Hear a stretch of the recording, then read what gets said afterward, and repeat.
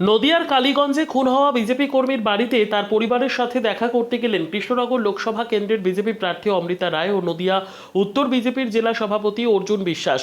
মৃত হাফিজুল শেখ আগে সিপিএম করত। সদ্য সমাপ্ত লোকসভা নির্বাচনের আগে সে বিজেপিতে যোগদান করে, আর তাই বিজেপি করার অপরাধে এবং এলাকায় ভয়ভীতি সন্ত্রাস সৃষ্টি করতেই বিজেপি কর্মী হাফিজুলকে খুন করেছে তৃণমূল কংগ্রেস বলে দাবি করেন কৃষ্ণনগরের বিজেপি প্রার্থী অমৃতা রায়। আরও জানান, বিজেপির উচ্চ নেতৃত্বের সাথে কথা বলা ছাড়াও দল মৃত হাফিজুলের পরিবারের পাশে থাকবে বলে আশ্বাস দেন তিনি।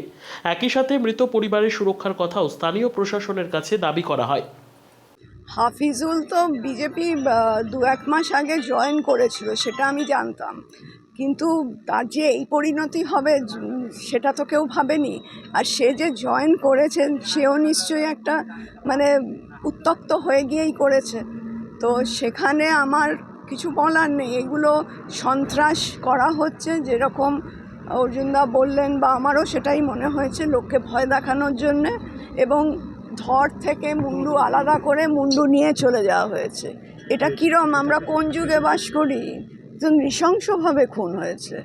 এবং সব থেকে বড় কথা হচ্ছে, তো এখনও রক্তটা রয়েছে দু জায়গায়, যেখানে ধর পড়েছে বা যেখানে মাথা পড়েছে। এটা দেখলেই তো লোকে বুঝে যাবে যে কিভাবে হয়েছে। এবং পুলিশ এসে শুনলাম যে দোকানগুলো বন্ধ রাখতে বলেছে, শুধু ওই দোকানটাই খোলা রাখতে বলেছে যেখানে ও ক্যারাম খেলছিল। দাদা আপনাকে কি সিবিআই তদন্তে দাবি করছে? হ্যাঁ, দাবি করতেই পারেন, কারণ এই রকম হলে সবাই একটা মানে ভয়ের সৃষ্টি হচ্ছে, আতঙ্কের সৃষ্টি হচ্ছে। কিন্তু এটা আমার মনে হয় না ভয়ের কারণ আছে। তোমাদের এটা বুঝতে হবে যে ওরা নিজেরা ভয় পাচ্ছে বলে এটা করছে।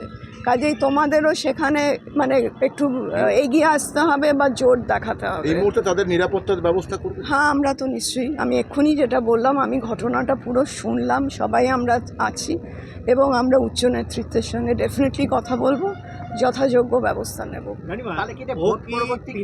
তৃণমূল সিপিএম ছেড়ে বিজেপি করার জন্যই এই মার্ডারটা হলো, কি মনে করছেন? এখন is too early to say this, but হ্যাঁ, একটা মানে ওটা একটা রাগ ছিল ডেফিনেটলি। আর ও বিজেপিতে এবারে বুথে ছিল, ভোটের সময় ছিল, তো সেটা একটা মানে প্রতিশোধের ব্যাপার। নাহলে সে মুন্ডু নিয়ে চলে যাবে কেন? এটা তো কেউ করে না, সে রেখে দিয়ে চলে যায়। যদি আমি খুন করি আমি রেখে দিয়েই চলে যাব, আমি মুন্ডু নিয়ে যাচ্ছি, মানে এটা কি সাংঘাতিক পারভার্সন, মানে এটা একটা সেডিজম। মানে এটা মানুষ আজকের দিনে করতে পারে, আমি না দেখলে ভাবতে পারতাম না। ভোট পরবর্তী হিংসার ঘটনাই এটা বর্তমান বলে মনে হচ্ছে। প্ল্যান করা।